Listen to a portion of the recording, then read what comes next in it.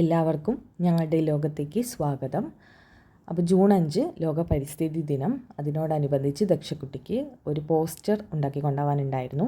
അപ്പോൾ വൈകുന്നേരം കക്ഷി ആൾക്ക് ചിത്രം വരയ്ക്കാനൊക്കെ വേണ്ട സാധന സാമഗ്രികളൊക്കെ ആയിട്ട് വീട്ടിലേക്ക് വന്നു. എന്നിട്ട് എന്നോട് പറഞ്ഞു, എനിക്കിങ്ങനെ ഒരു പിക്ചർ വരയ്ക്കണം.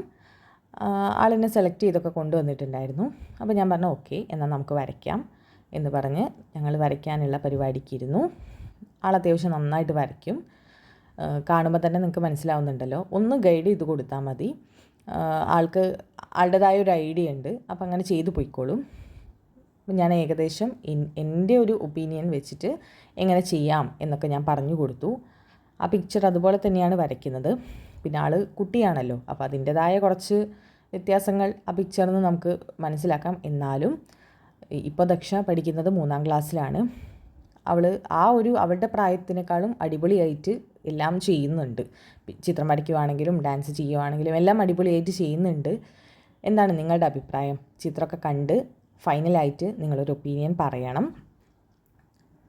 അപ്പോൾ പിക്ചറിൽ ഉദ്ദേശിക്കുന്നത് 2 സൈഡാണ്, ഭൂമിയുടെ 2 സൈഡ്. ഒന്ന് ആകെ മൊത്തത്തിൽ നശിച്ച് കിടക്കുന്ന ഇപ്പോഴത്തെ ഭൂമിയുടെ ഒരു അവസ്ഥ, അതും പണ്ടുണ്ടായിരുന്ന പച്ചപ്പ് നിറഞ്ഞ ഒരു ഭൂമിയും. ആ 2 ഐഡിയ കൊണ്ടുവരുന്നതാണ് ഈ തീം. അപ്പോഴാണ് നമ്മുടെ യദുക്കുട്ടൻ കക്ഷീനെ കൊണ്ട് കൊണ്ടുവരാതിരുന്നതാണ്. കാരണം കൊണ്ടുവന്നു കഴിഞ്ഞ് കഴിഞ്ഞാൽ ഓരോ സാധനങ്ങൾ എടുക്കേണ്ടി വരും.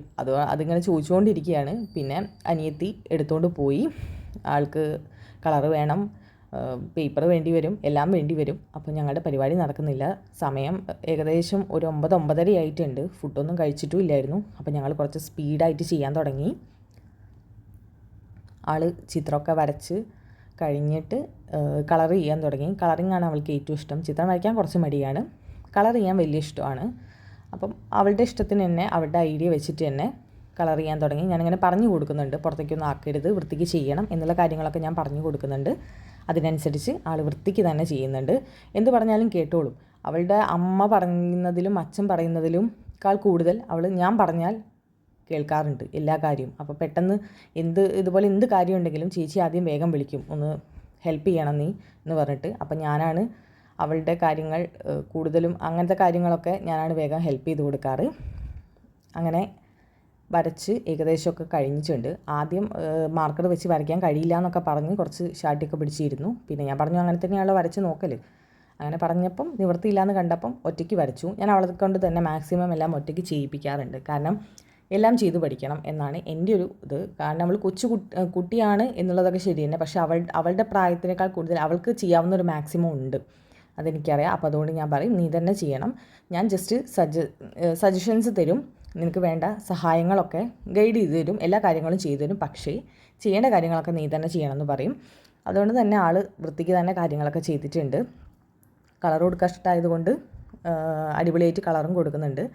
ഇവരുടെ ഈ കളർ കൊടുക്കുന്ന ഈ ക്രയോൺസ് എനിക്കത് ഭയങ്കര ഇഷ്ടമാണ്. കാരണം എൻ്റെയൊക്കെ ചെറുപ്പത്തിൽ ഇങ്ങനെ ഒരു കളർ തന്നെ, അതായത് ഒരു ഗ്രീൻ ആണെങ്കിൽ തന്നെ അതിൻ്റെ പലതരത്തിലുള്ള ഗ്രീനൊന്നും ഇല്ലായിരുന്നു. അതൊക്കെ ഞാൻ അന്ന് വലിയ റിച്ച് ആയിട്ടുള്ള പിള്ളേരുടെ അടുത്ത് കണ്ടിട്ടുള്ളൂ.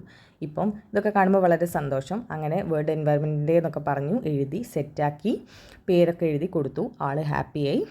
വീഡിയോ നിങ്ങൾക്ക് എല്ലാവർക്കും ഇഷ്ടമായിട്ടുണ്ടെങ്കിൽ ചാനൽ ലൈക്ക് ചെയ്യണം, ഷെയർ ചെയ്യണം, സബ്സ്ക്രൈബ് ചെയ്യണം.